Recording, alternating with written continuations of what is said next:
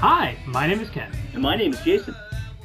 And today on 2GASCB Cardboard Unboxed, we're going to be looking at board game etiquette, things to keep in mind when you're playing board games with other people.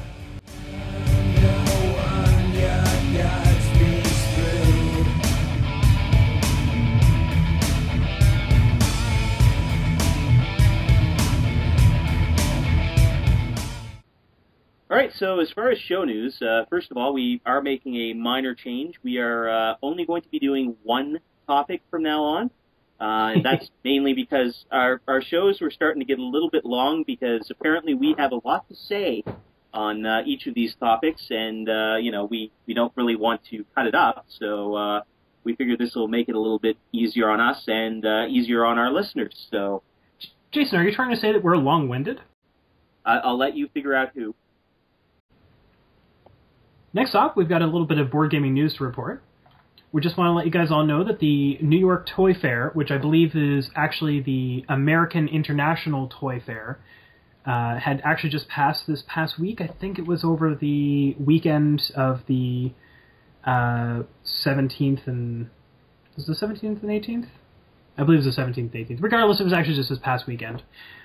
So this is actually an event in America that similar to the Nuremberg Toy Fair, I believe, but more American-style games and such are there. I haven't seen a whole lot of results of what's actually there, because as I understand it, it's a little bit more closed doors, I think, than the Nuremberg one is.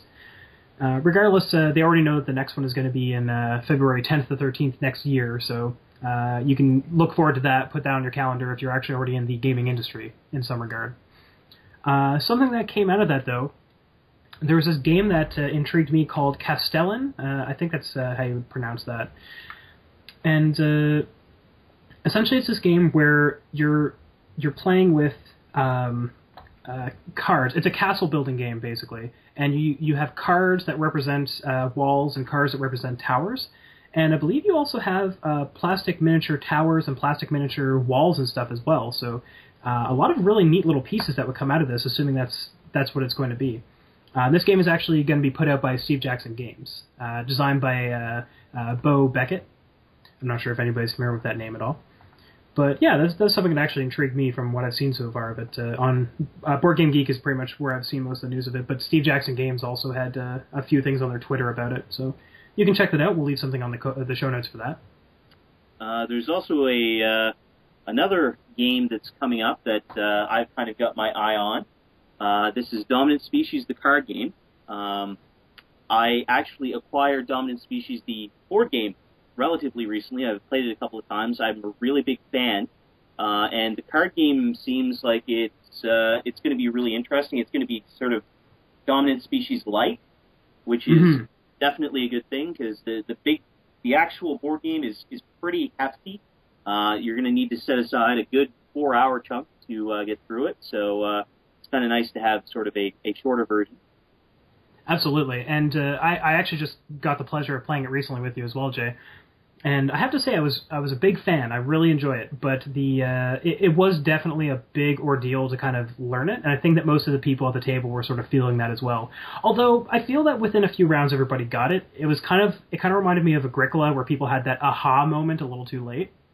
In many cases. Well, yeah, and that's kind of one of the things with a really heavy game like that.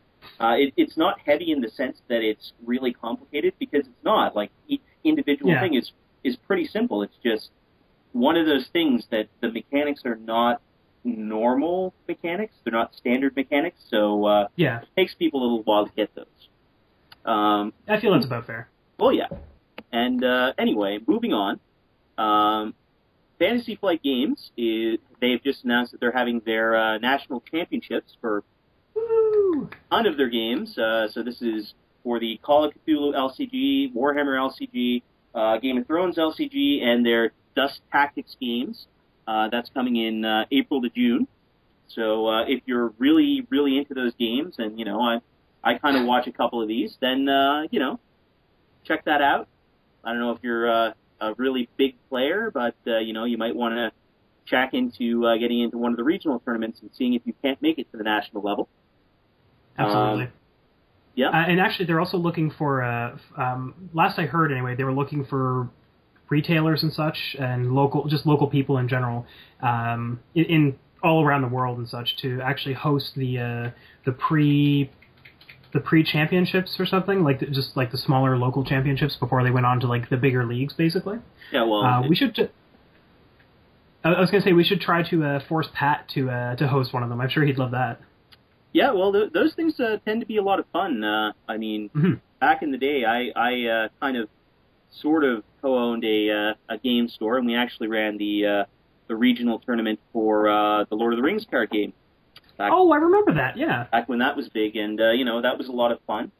So I would certainly like to see a lot of the those type events at the local level. So yeah, we should totally get on Pat about that. Yeah, for sure. Which of those particular games do you think you'd like to see most of all played if Pat did run it? I would probably go with Call of Cthulhu. I'm a big Lovecraft fan.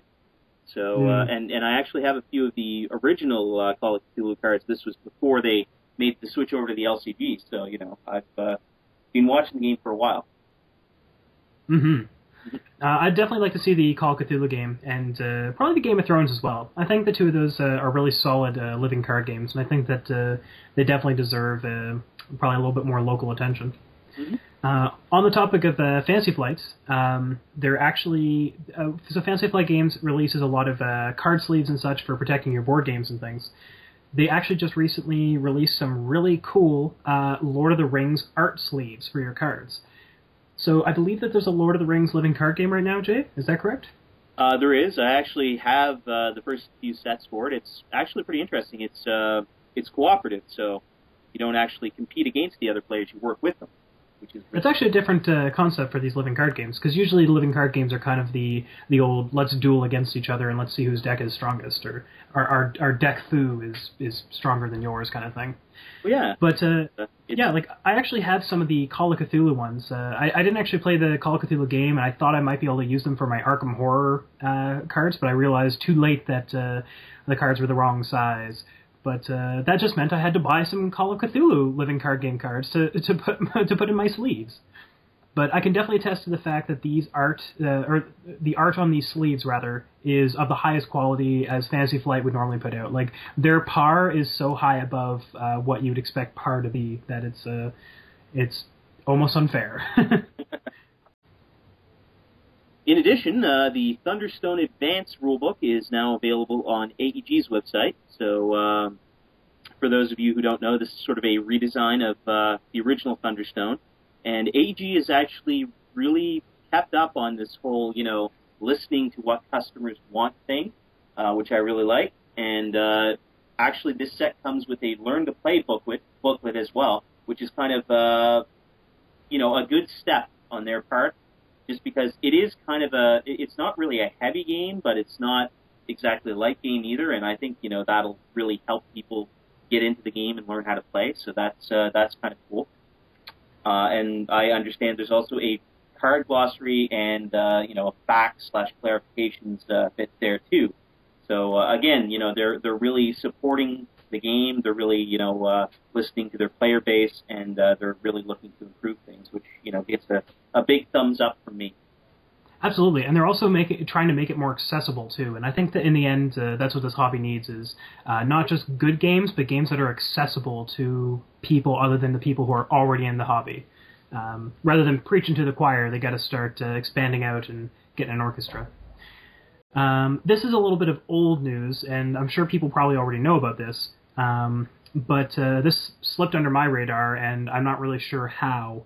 But when I was just sort of delving through some news stuff today, I found out that Uwe Rosenberg actually has another addition to the Harvest games that popped up actually just in 2011. So for people who are not familiar with the Harvest games, this would be like Agricola, Le Havre, and the Gates of Loyang. And the newest edition is called Ora and Labora, which actually translates more or less into pray and labor or pray and work, depending on how you translate and such. But I believe it's a Latin phrase. And this is a game where each player takes the role of the head of a monastery. And from what I've been reading, it actually kind of sounds like this game is almost like a spiritual successor to Agricola, because from what I was reading, a lot of its mechanics are actually really similar. while at the same time having some really fresh new mechanics, and it's certainly a very different theme. I mean, obviously, there's nothing about monasteries and such in the previous Agricola, aside from maybe the one or two errant occupation cards. They have dials now instead of just placing resources on this particular squares, but I think you still actually take resources yourself. And yeah, there's some neat stuff here. I'm definitely going to have to check this out and see if I can get a copy of this sometime soon. All right, so our main topic for tonight is gaming etiquette. Now, I know this is probably an issue that a lot of you have some pretty strong feelings on. Feel free to leave comments and, let us know if you have any particularly frustrating stories you have or anything like that. But, this is essentially how you should behave when you are, going to the gaming table, when somebody invites you over to game, even when you're borrowing someone else's game. This is how you should, treat it and treat the players. So just the general etiquette of board gaming and all those things that are surrounded as well. Tabletop gaming, this can apply to any kind of gaming really, but just Absolutely. The general etiquette of games and on the tabletop. Yep. We should coin a term for this. I don't know, like board jutsu, Bordeaux. I don't know. I'll figure out one and I'll have one for you by the end of the podcast, hopefully. What's that? Board foo. Board foo? Yeah, maybe. I don't know. I'll get back to you on that. So first of all, let's talk about what should go on at the table. So how you should behave when you've been invited over, to someone's house to play a game. Or, even really how you should behave when you've invited people over to play a game. Because, I suppose it kind of works both ways. So there are a couple of points here, and I know that many of us have experienced these. So again, if you have an interesting story, please let us know. But first of all, one thing that I want to stress, leaving early from a game is frowned upon. So if somebody tells you that, you're going to be playing a 4-hour game, and then all of a sudden, 1 hour in, you say, oh yeah, and I have to leave now because, I'm going to a party, people are going to get annoyed. Now, again, I do realize these are games, so, if you get a call that, your grandmother died or something like that, that is certainly a good reason to leave. It is just a game. What are you kidding me? Grandma would have wanted it this way. She would have wanted me to finish this game to the end. Well, if your grandma was a real serious gamer, then she might understand. But for the most part, that is an acceptable reason to leave. Absolutely. Real life always comes first when like, in the case of gaming in any way. And there's always obviously going to be reasons where this kind of thing is unavoidable. But we're essentially just kind of saying that like it's just generally frowned upon to just like up and leave a game part of the way through when you really didn't give anybody any context beforehand that you were going to do so. There's also the times when a game sort of runs a little longer than expected though. There's the whole thing where, like, you think you're going to be gaming for, like, 2 hours, and 2 hours sometimes turns into 4 hours, and you weren't really expecting it to go on that long. Sometimes at that point it's a little bit easier to drop early, but at that point it's more or less a matter of everybody kind of collectively saying, are we done, or are we going to continue? Well, in that sort of situation, I would hope that the person who's hosting the game, if people are...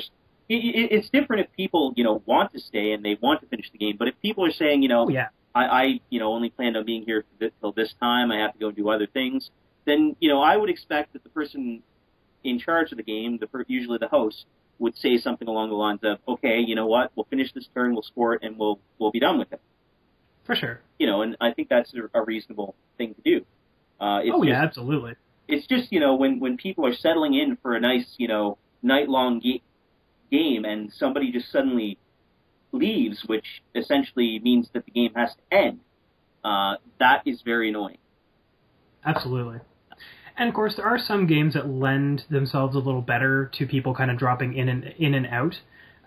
But for the most part, like most games, if someone drops early, then a lot of the times the game is pretty much just kind of like, let's start again kind of thing. And this happens significantly. Now, I mean, if your gaming group is fairly chill and they don't really mind, like they're not really like hardcore with it or anything, you can usually have it set up in such a way where some person can drop out, and you just kind of finagle the board a little bit to kind of get things back on track. But I mean, it's one of those things that it's best to avoid it as opposed to dealing with it when it comes up. But there's ways of getting around it and such. But it's certainly kind of frustrating, and it depends on the situation, naturally. Moving on from there, though, another thing that is not cool is rage quitting. Roar! Flip the table! Well, usually it's not that drastic, but, this is a situation, and, this happens a lot less commonly, but, somebody will not be doing well, or, they're trying out a new game and they don't really like it, and they'll just say, you know what, I hate this game, I'm leaving. And, it's kind of the same thing. It's just kind of, I guess it has a different cause. And, that's the sort of thing where I know a lot of people have been sort of excommunicated from gaming groups over stuff like this. And, it's one thing to not like a game you're playing, but, if you don't, well, first of all, why did you play it to begin with? I suppose, it might have been misrepresented, in which case, that's kind of understandable. But, if it's exactly what you thought you would be playing and you're just, losing or something like that, that's not really a good reason to leave the game, in my opinion. And no, and I feel that that's generally where rage quitting kind of comes from, though. And I think you actually nailed this on the head fairly early on. You don't see this very commonly with board gaming, or really tabletop gaming as well, I suppose, in general. I think you see this more commonly with, say, like online gaming through like video games and such. And I kind of think that's more due towards like the nature of board gaming as opposed to the nature of like online gaming. Like if you were pissed off the way a game went in, like say you were playing Call of Duty or something like that, I'm just throwing that down there. But say you were getting really annoyed at this game, you could just drop it and then just pick up another game in like 5 or 10 minutes or something with a whole new group of people. Whereas with board gaming, you really have to put a lot of time aside and a lot of investment and stuff, and to just rage quit out like that, because generally speaking, if you rage quit, like you said, Jason, you're probably not getting invited back. Or at least you're going to get invited back less and less commonly. Well, I mean, that is true. There are certainly some instances that have occurred. I know that there are a few geek lists on Board Game Geek where people sort of gripe about, not so nice players, let's say. Okay, all right. Politically correct here. And, there have certainly been a few stories where, people have actually rage quit from board games. So, again, it's not all as common as in other game types, but it does happen. Naturally, yeah. And it's, kind of annoying, and it will probably not get you invited back anytime soon. And and actually, this is kind of related to the next point in this sort of overarching topic, and that's the "I can't win now anyway" syndrome, as I like to call it. Oh my god, yeah. And this really, really irks me. It's where somebody will, through whatever reason, whether it's their fault or whether it's just bad dice rolls, they will just get it in their heads that they can't win. They will, say that over and over and over again, continuously, and they will essentially just create chaos because since they can't win, they figure they just randomly attack opponents for no reason and things like that using absolutely no strategy. And there actually was a guy that I used to play games with. He's not in our gaming group anymore. But he used to do this quite frequently. I still remember at least one game where I think it was Risk, actually. But he made a bad dice roll on the first turn. And from then on, every time that he had to take a turn, it was just, you know what, I don't know why I'm even doing this. I can't win anyway. I guess I'll just attack you. And this is really frustrating for board gamers because having sort of that chaotic element in there, it pretty much ruins the game for everyone because they're going to screw everything up. Now, some people would probably argue, well, technically they can do that if they want. It's in the rules. And that is true. But at the same time, games are sort of designed around the idea that every player is going to be trying to win. So if you stop trying to win, then it kind of screws up the whole thing. And not even from the game mechanics realm or anything like that. As far as like, I definitely agree. It inspires chaos, and like the game suddenly becomes more difficult, challenging in some ways, but also just kind of like a little bit. It doesn't become the same game anymore. I think the worst aspect of this that I usually see is that when people start doing this, it generally casts this cloud over the rest of the people that are around the group, and the whole energy of the game is just brought down by like 2 or 3 pegs at least. So you got this one guy that's like, oh, I can't win anyway, and then everybody's like, oh, okay, well, I won't attack you, even though clearly it's the right thing to do, or sometimes they'll just be like, just get really sad, or in general just not feel very good about the game anymore. And for the most part, that usually makes the whole experience just kind of bad overall, be it through total chaos or just the general sadness and emotions that people are just kind of like, oh, well, I feel bad for playing this game with him now because now I just ruined his whole night. Well, yeah, it kind of makes things just awkward at that point. Yeah, that's probably the best way to put it.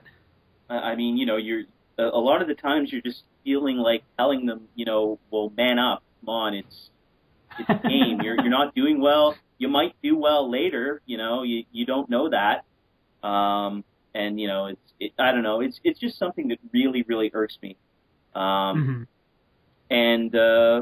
like I said, I've had to deal with it a couple of times, so, it's one of those things that gets under my skin. And next up, try not to argue too strenuously over rules. Yep. and this is another thing. I mean, a lot of people, they're not even necessarily rules lawyers, but, they think that they're right. They can't find it in the rule book immediately, and so, they're just going to start arguing their point. I mean, it's important to remember it's just a game. If the argument is going to take more than like 2 or 3 minutes and everybody's getting heated, you know what? Roll a die, highest wins, and just try and find it later on. Absolutely. Find it for the next game. Well, yeah, it's not a big deal. It's just a game. I actually know my uncle, who actually was the one who kind of got me into gaming. He used to play with the D&D group, and I still remember this one story he always used to tell of this one friend of his who was kind of a little crazy anyway. But at one point, he got it into his head. I don't know why, but he got it into his head that a dragon could not breathe into the same square twice. What? I don't even know how he came up with this, but he decided that this dragon could not breathe in the same square twice, and he just argued the point. He actually went looking for a protractor set. So I guess he was going to try and prove it geometrically. I don't know, but okay. I guess ours is not the reason why the crazy folk. Well, no, this turned into, I guess, like a 20 to 30 minute argument. Wow. With the DM, which is the person in Dungeons and Dragons that you're not supposed to argue with. But anyway, stuff like that. It's just, I mean, come on, really, you're going to be that much of a rules lawyer? Just get on with it. Let's have fun. In defense of our culture in general, though, we as nerds and geeks, we have a tendency of sort of arguing over really semantic details. We get into some really nitty-gritty stuff, and a lot of times when you have people who are sort of at ends with each other, I'm right, you're wrong, you generally tend to get these people that are really vehemently, they know that they're right, and the other person knows that they're right, but clearly only one person is. And like you said, the easiest way to solve this is just basically to have someone roll a die and them say, okay, whoever gets the best die result on this wins, and then later on we'll figure out what we're actually going to do with this and just get on with the damn thing.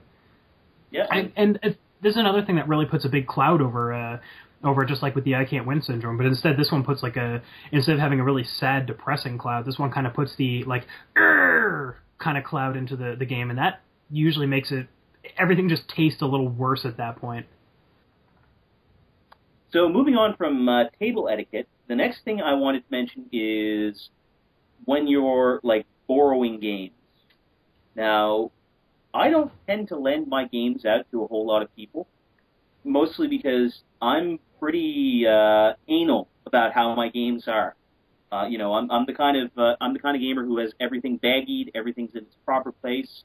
I really look after my games, and I expect other people to look after them too. Unfortunately, there are a lot of people out there who don't share that same, regard for these expensive pieces of cardboard. While I do understand it is a game, and that, a lot of people are sort of used to, Monopoly and Risk, and who really cares if those get, beaten up and dinged and everything. But, if I'm paying $80 for, like, a Fantasy Flight game, I expect that game to last me a few years. I don't want to absolutely, if not your life. I mean, like, if properly taken care of, assuming no, like, unreasonable, like, act of God or anything like that, you can pretty much expect these games, properly taken care of, to last pretty much as long as you do. I don't think that's very unreasonable. It's the thing is that just wear and tear from people not really, like, all it takes is one person, like, kind of dinging the card one time, and then someone else dinging that same card the next time in the same place, and just having that accumulate over time. It just makes it wear down, and eventually your whole thing just sort of falls apart. And like you said, it's a huge expenditure of money in a lot of these games. I mean, I can think of just on one hand, like at least a full hand's worth of games that I've spent probably about $80 or more on. That's a lot of money to have something that's, like, quote unquote disposable, basically, at that point. Well, yeah, and one thing that I think these people don't really get is that we're not buying, like, a $20 game that we're going to play once or twice. In which case, it really is just, $20 for 1 hour's fun. What Sure. I look at it more as, and, I know this is going to sound kind of corny, but I look at, that money as an investment into fun. Yeah. No, I know you said it sounds corny, but I feel that's actually a fair assessment. Well, it is an investment. You're investing in these, quality pieces that you're going to get enjoyment from. And it Absolutely. really, I mean, if you lend someone a painting and they, get ketchup all over it, I don't imagine you're going to be too pleased. It's true. I completely agree on that idea that you're investing into fun. When you think about it, let me take a step back here. A little while ago, for my girlfriend's birthday, we were looking into getting a murder mystery game for the night there. And generally, the way these murder mysteries are sort of billed, like some of them would be like $50 or $60, but they'd house like maybe 10 to 20 people. And the way these murder mysteries are generally billed is like, this is an entire night's entertainment for about like $2 to $3 a person. Like, that's much better than going to the theater, going out to dinner, or anything like that. And when you actually start calculating it down like that, like, it's not what you generally think of, I think, when most people collect these games. But when you generally break it down like that, it's generally pretty cheap per person. The problem is, with board games, you bought this board game, and that's all your money. Like, you've thrown down all your money on that, unless you have a couple people going in on the same game. But that's kind of a different story entirely. Regardless, there are a couple of very basic rules that, I think everyone should follow when they are borrowing games. So first of all, you should return them in the same state that they were in when you borrowed them. And by this, I mean that you should re-baggy everything. You should, have everything in the proper spot.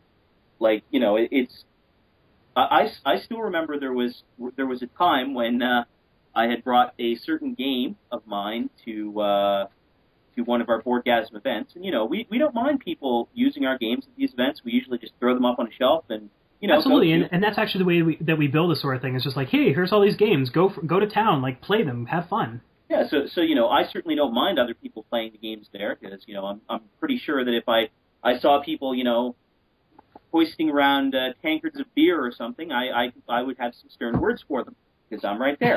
But in any case, one time when I got back, this particular game, it was actually the Alhambra Big Box Edition. So, I mean, there are a lot of pieces to that, and I understand it's kind of daunting to put away, but at the same time, there's a diagram in the back of the lid that shows you exactly where everything goes. Everything has a spot. But anyway, I got home, I opened it up, and everything was just strewn everywhere. I don't know, maybe they did put it away, and then they just decided to turn it upside down and shake it a few few times for good measure. But I was actually going to say, like, is it possible it might have gotten spilled out or something like that, or is it fairly tight?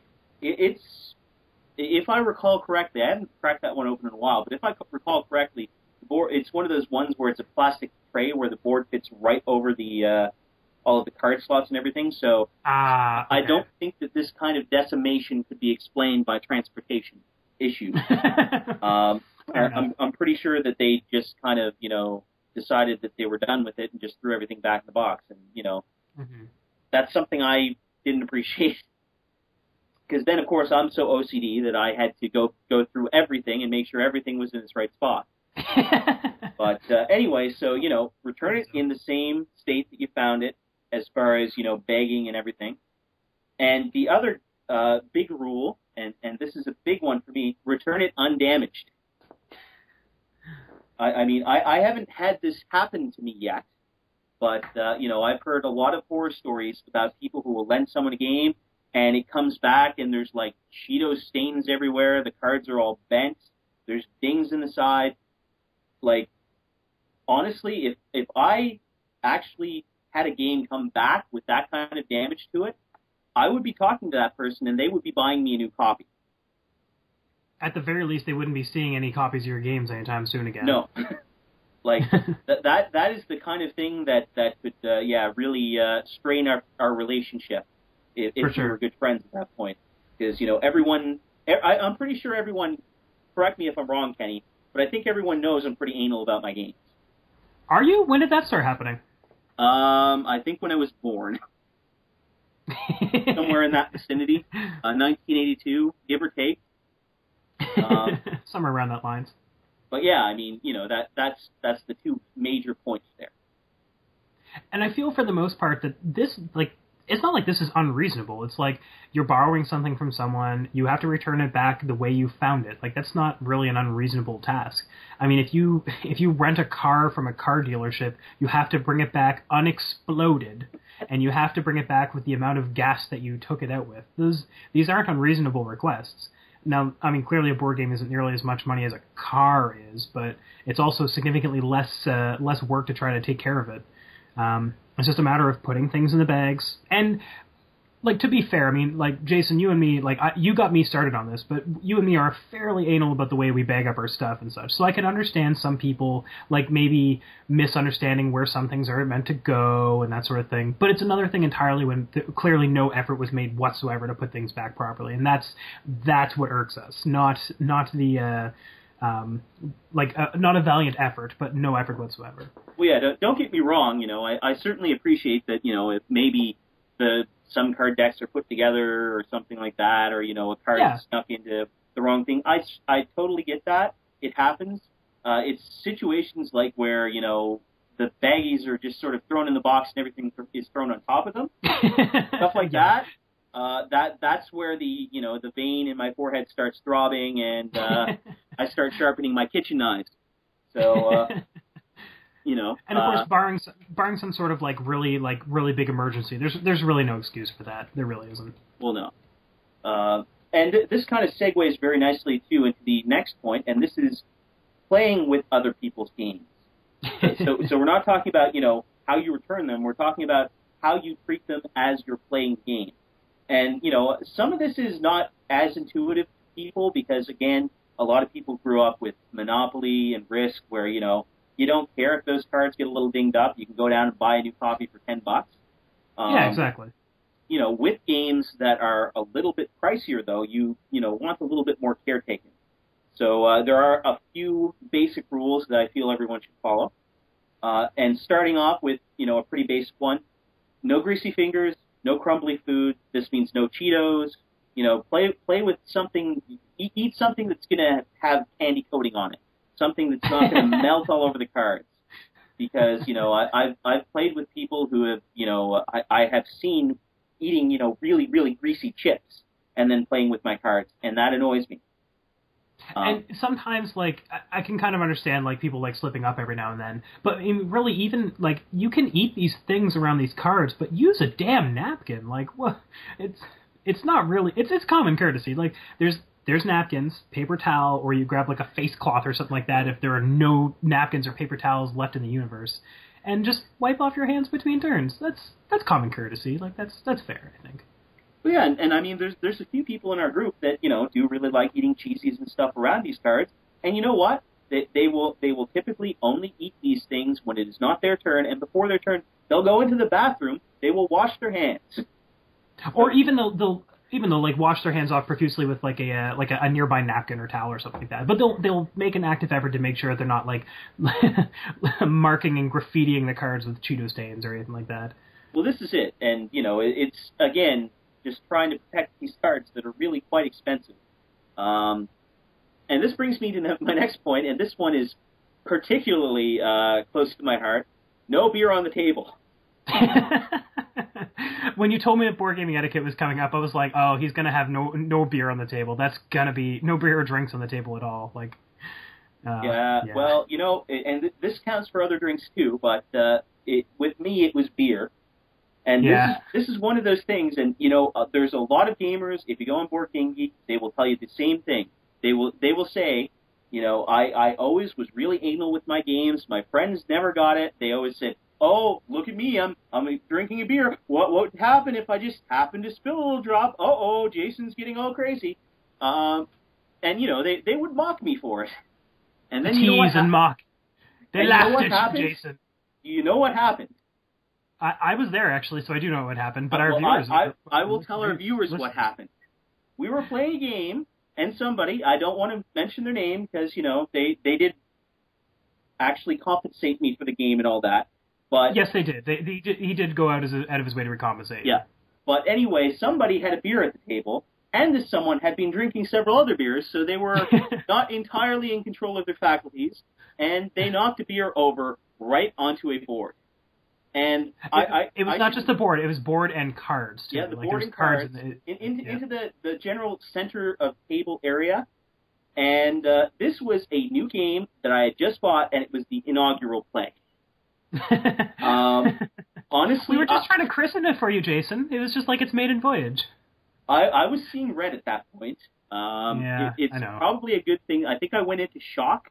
Otherwise, I probably would have murdered someone. But anyway, they calmed me down, and, like I said, this guy, he was very sorry about it, and he did make restitution. So, I don't want to make it seem like I really hate his guts, because, I don't. No, and that's not true whatsoever. We don't, no, that's not. But, it's one of those things. Again, you can probably get the same story told a million different times on Board Game Geek. Of the same situation where, people are really anal with their games. People don't understand why, and then all of a sudden, catastrophe strikes, and exactly. Then they kind of get it. But all too late. Yeah.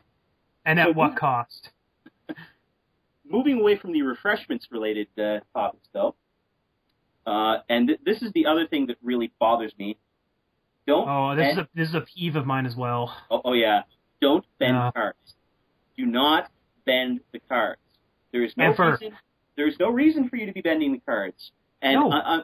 I'm not talking about people like physically taking them in their hands and bending them back and forth or something like that. I'm talking about like people who seem to think that when you're fanning out your cards in your hand, you have to hold them into some sort of semicircle. Don't do that. The cards are meant to be straight. If you bend them like that, they're going to stay like that. And they do not go back very easily. Well, yeah, no, they don't.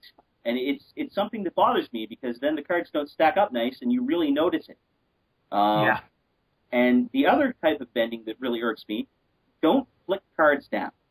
I know that you've all seen this too. Somebody will be going to play a card. They're really excited to be playing this card. They like sort of grab the top and they bend it back and snap it down to the table. Like. I've had a person that I've used to play with that would bend it almost like 90 degrees, and that is not acceptable. In no way is that acceptable.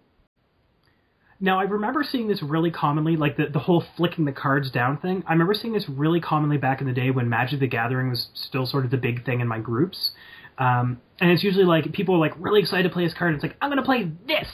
And they snap it down the table. And, I mean, it's all fine and dandy when it's your cards. It's one thing when you own those cards, you've put the investment into it, do whatever you want with them. If you don't really care about their condition, that's totally fine. But you have to keep in mind that other people, when you're playing with other people's cards, that they have put money into these things and that you have to take care of them properly. There's always the argument, I suppose, that you can get deck protectors for all of these things, but God, those things aren't cheap. Like, you can't, like, say with Arkham Horror, like, you can't just bag up Arkham Horror, like, within, like, $20 or something like that. The set of Arkham Horror, I think it's, like, maybe, like, $50 or $60 worth of deck protectors, like, almost the same cost of the damn game over again. Ugh. Well, yeah, but the thing to remember, too, is deck protectors do not protect against bending. They protect against food a little bit, but they will, like, if somebody's snapping a card back like that, it might help a bit, but it's not going to help a lot. It definitely helps more so than just, like, I've actually seen this before with my cards, because I would know people would snap my cards down when they were using my decks and stuff, and the deck protectors do help, but it's true, they don't stop them from being warped and bent entirely and stuff. They help, but they will still, sometimes they'll warp and bend inside the deck protector, and sometimes it's even worse. Kind of along the same lines here is a topic that I have a particular hatred of, and this is related to dice rather than cards, but still along the same lines here. I've coined this term called dice bowling, and this is when someone, instead of taking the dice and shaking it up in their hands and then rolling it onto the table, like, in front of them and letting it unfold, they have to, like, they shake it with one hand and they're like, hurrah! And they just zip it across the table as hard as they can and see how many miniatures they can knock over and see if they can smash your dice as well and see if they can get a full strike. And holy crap! It's one thing if it happens once or twice, because I do know that things like D20s and D12s they're a little round. They can get a little bit of momentum behind them if you give them enough spin and stuff. But there's no excuse for this, like, doing it consistently. Like, I've seen some people in various groups, and inevitably there's always, like, one person in every other group, that they take their D20 and they're like, wah! And they zip it across the table. It bugs me so much, because then you have to replace miniatures, and or you're like diving over the table to be like, no, and trying to stop it from hitting things that are set up in this particular way, or it bugs me so much. Yeah, you have to remember, people, this is not curling, it's not shuffleboard. You're not trying to physically hit things with the dice. You don't get bonus points for doing so. Well, no, and the thing that really irks me with that is when people do it continually after you tell them to stop. Yeah, it's like, oh, would you mind not doing that? It seems like it'd be an obvious thing to not do it, but would you mind not doing that thing? Oh, sure. Next round, hi-ya! Zip it across the table. The next major topic we want to touch on this sequence here is what to do and what not to do when it is your turn and when it is not your turn. So, one of the big things that you have probably, if you have watched our 2 Guys and Some Cardboard tutorial show, you've probably heard us banter around the topic analysis paralysis. And that's because this is a virus that is spread through our group, and somehow, some way, all the time, we always have analysis paralysis. And this is something that's common to everybody. You get kind of swamped with all the options you have, and sometimes it's like, ooh, if I do this thing, then this will happen. But if I do this thing, then this will happen. And it's okay to make little strategies and such based around, what you think is coming up and what you want to plan for and such. But there comes a time where it's just get on with it. Bloody well, take your turn. There's other people that want to play this game too. You're not the only one at the table. Well, yeah, and, we do all fall prey to it every now and then, but there's always that one or two people in the group that it's just not going to happen. They're never going to take their turn. They just have, like, if you're playing something even as simple as, like, Risk, they're going to spend, like, 15 minutes trying to figure out their attacks before actually rolling dice. And I mean, it's gotten to the point where we kind of have a joke in our group. I don't want to mention any names and embarrass them, but we'll just call this person Bob. That nice generic name. Yeah, that sounds good. The idea is, whenever somebody asks, whose turn is it, we always say, well, obviously, it's Bob's turn. And inevitably, it always is. Because every time. Yeah, because if you're wondering whose turn it is because it's taking that long, it's their turn. They always take a long, long time. And they even admit it. They know about this problem. They just can't seem to fix it. And sometimes it's not even a matter of them being taking so long in their turn because of analysis paralysis. Sometimes it's just a matter of some people, like the turn goes around really quickly and it comes back to you again, and you don't quite realize it's supposed to be your turn, so you don't do any actions and you're not doing any planning or anything like that. But then like everybody around is just sitting around the table waiting, like, I wonder whose turn it is. Is anyone doing anything? And everybody else is waiting for everyone else to take their damn turn. Well, yeah, and in particular, there's another person in our group. We'll call him Bill, I suppose. Keeping on with that theme, and Bill, I don't know what it is, but he's a very social guy, which is great. He has a lot of fun at these games and everything, but he doesn't really pay attention during other people's turns. So what inevitably happens is the person to his right, the person that goes before him, will always say, okay, I'm going to do this and this and this, and I'm done. And then they look to this person who is, looking elsewhere or doing something else, and he doesn't notice. And then you're just sort of waiting awkwardly for him to do something because you can't tell whether he's actually looking at the board and planning his strategy or whether, what's going on. So there's this kind of awkward silence until, either he asks whose turn it is, in which case we have to tell him it's his, or somebody finally pipes up and says, Bill, are you going to do something? In which case he always says, oh, is it my turn already? So, we're not saying take the social aspect out of it, and everybody, does that from time to time, but this happens a lot with this particular guy. And, he also kind of has earned a place in that particular in-joke, the whose turn is it in-joke. Absolutely, and actually, he is actually a very good sport about it. Not to say the other one is not, but he's a very good sport about it, the whole thing, and he actually makes jokes about it about himself on occasion. So he's very good spirited about the whole thing. Yeah.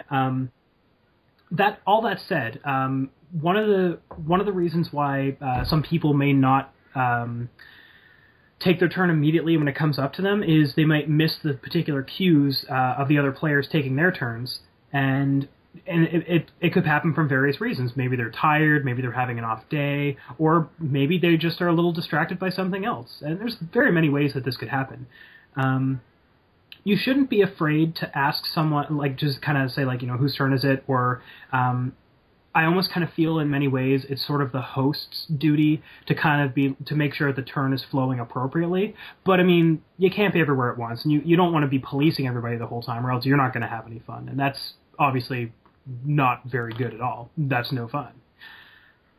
The main thing to keep in mind with this, though, is that if you are playing a game, generally speaking, you're going to want to probably try to plan out what your turn is before it even comes to your turn. And you're going to want to have to make sure that even if you are distracted by other things, that you have a good idea of where you are in the turn order. It's really not unreasonable to be like, so it's their turn, and these things are available. So I have these options in my hand, or these options on the table. So when it comes to my turn, I'm going to do this, this, this, and this.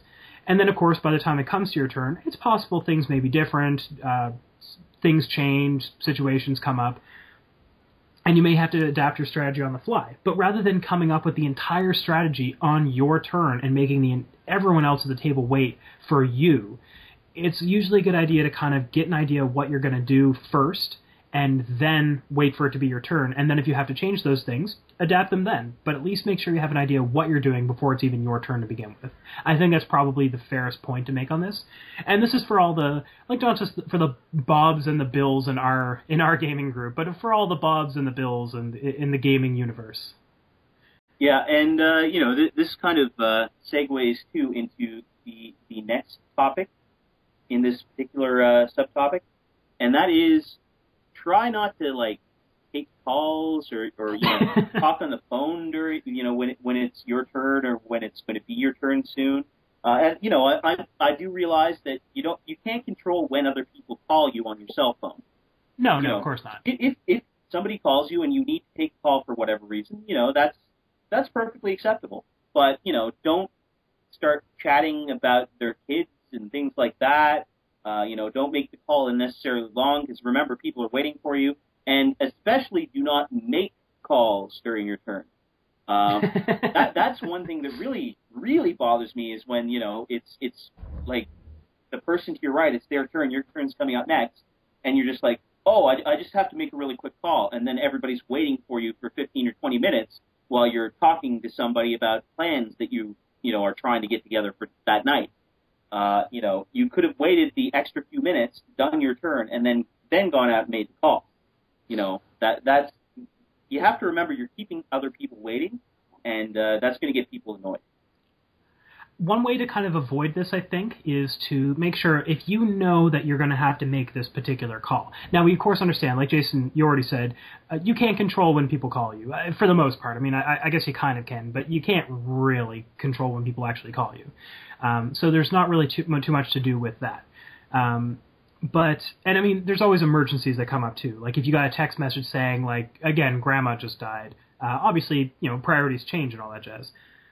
But if this is just a matter of a phone call that you already knew you were going to have to make and you've already planned for this, try to let everybody know well in advance. Now, there's a couple people in our group that do this, and there was one in particular often before that they would have to make a call around a certain point in time. But usually what would happen is they would let us know, like, they would give us about 20 minutes notice to be like, guys, by about this such and such a time, I have to make a call. Do you guys mind if we make a little break then?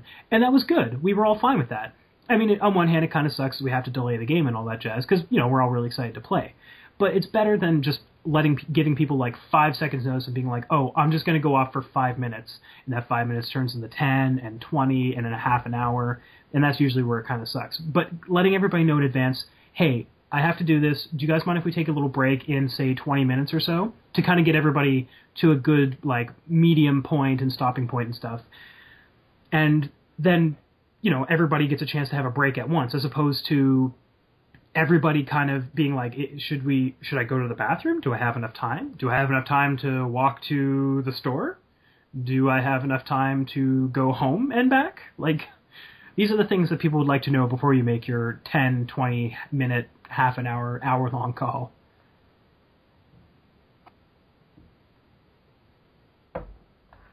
All right, and for our final subtopic here, we're going to talk a little bit about playing with new players, so how you should, sort of treat players who are new to the game, and if you are new to the game, how you should play.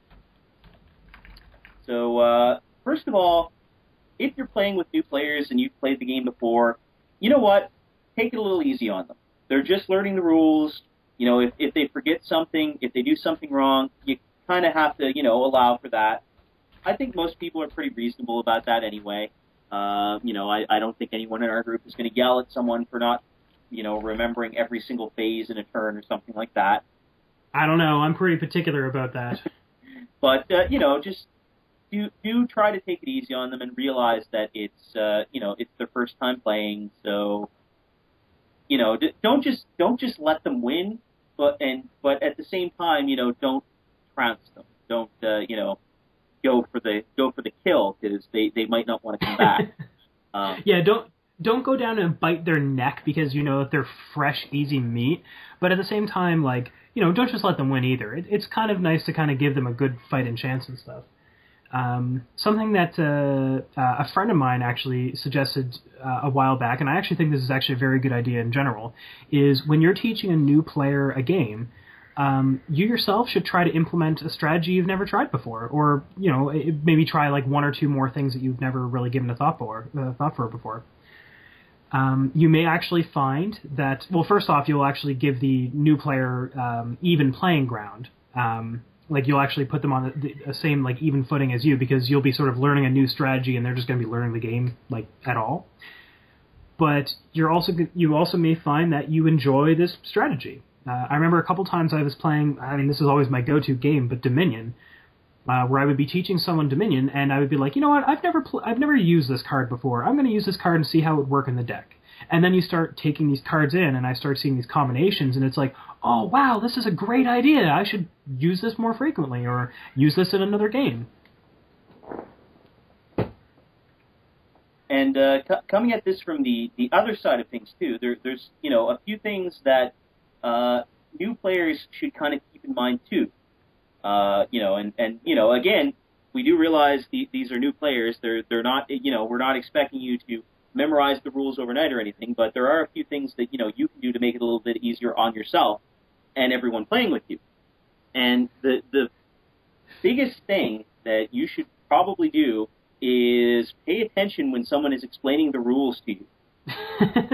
What? Sorry, Jason, I didn't hear you. Can you repeat that? Yeah, whatever, Ken. Anyway, I know this seems kind of like, it's not rocket science, but I have had this issue a few times where, people are chatting with somebody else at another table, or, they're playing on their cell phone, and they're just not paying attention. And, that is, you just know, you cringe, that that's going to come back to bite you later on. Yep. Because then they're not going to have any idea what to do. They might ask you to repeat the entire thing. I've had that happen before.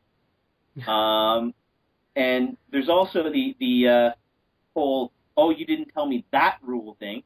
Oh, man. And this is something that always used to happen to me, and it drove me nuts. Like, it was getting to the point where I actually felt like bringing a voice recorder and recording the entire thing where I was explaining the rules, just so that when somebody said, oh, you didn't explain that rule, I could just go, oh, yeah, well, listen to this. Click. and that's something that, like I said, it just happened to be so much, and it drove me nuts. And the problem here is that you were always the one that actually was introducing the game to people.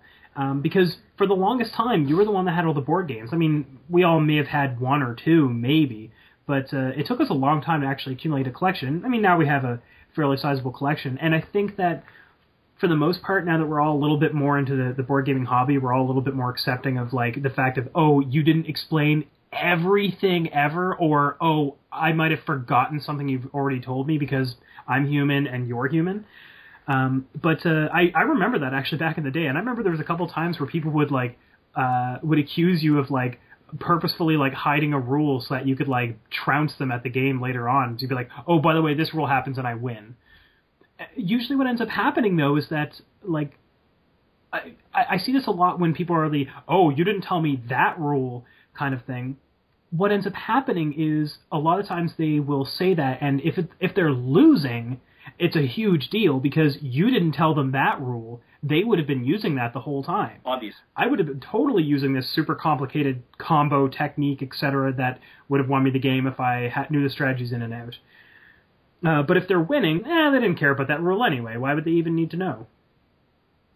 Well, yeah, no, it's just something that it always used to really bother me, and because there used to be quite a few incidents where people would argue with me over whether I explained the rule or not, and I knew that I did. And regardless of whether or not you did, it again comes back down to the whole point of everyone's at the table is human, and really, like, you're introducing this new game to them. You're going out of your way to explain, like, your effort and stuff is being put into actually explaining this game to the people at the table. They have to be a little accommodating about the fact that even if whether you did or did not explain the rule, they have to understand you are putting so much effort into actually giving them this form of entertainment for this night here, and they have to kind of give you some leeway with it. I mean, it's the same for any host. If you're new to a game, be good to your host, and don't just rip them a new one because either you missed a rule or they forgot to tell you one. Well, yeah, and it's not just that, but it's also the fact that usually when you're explaining a game, especially a complicated one, and this is usually where this crops up, you're not trying to read the rulebook to them. Because, no. They're probably not going to assimilate all of that information. So you're trying to present this in a concise format so that you can get playing a little bit quicker.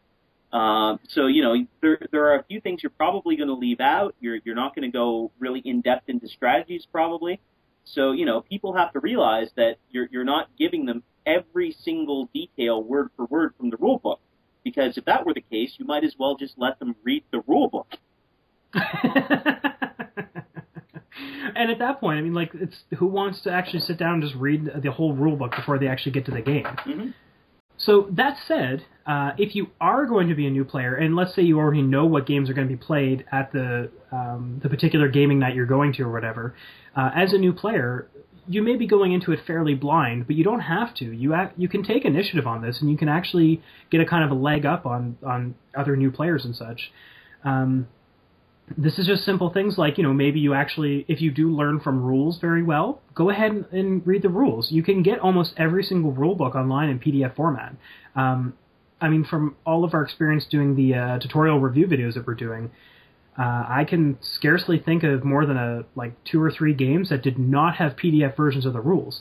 And I mean, Jason, you have hard copies of the rules. I have hard copies of the rules. But sometimes you don't want to break open the game just to pull out the rules and maybe forget them somewhere. It's nice just to have the PDF while you're at the computer typing and stuff. But from a new player's perspective, you can always find these rules. And I think, if I recall, whenever you had games nights and stuff, you always gave people the option of actually, here is the list of rule books and such. Yeah. And another thing, too, is, there have been instances, I do realize, this is not necessarily always the case, but a couple of times, for example, for some of the boardgasms we've had, it's been the situation where I wanted to play a particularly complicated game. So, in particular, I'm talking about Twilight Imperium. Oh, boy, yeah. So, one of the things I said was, I put right up on the page, this is an advanced game. I expect that you will have read the rules. Or, and you know what? I even gave them the option. There is a Twilight Imperium tutorial. It doesn't go over everything, but it goes over a lot. And I said, you know what? Watch this video. That will also give you the basics. And what ended up happening is everyone came to the table, and, one guy, we'll call him Ben. Damn you, B names! Oh, I've got a million of them. Anyway, so Ben, he had not read the rules. He had not watched the video. And as a result, I had to go through about an hour-long rules tutorial. And, I don't know if any of you have played Twilight Imperium. It's a rules-heavy game. 1 hour is pretty concise for, a rules summary.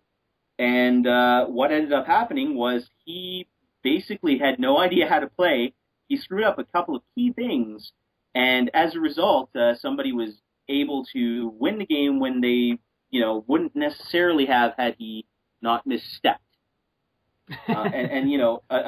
These were some pretty key things that he did not understand because he had not, and plus I don't know if he was even paying attention at the time because these were things I did go over. But anyway,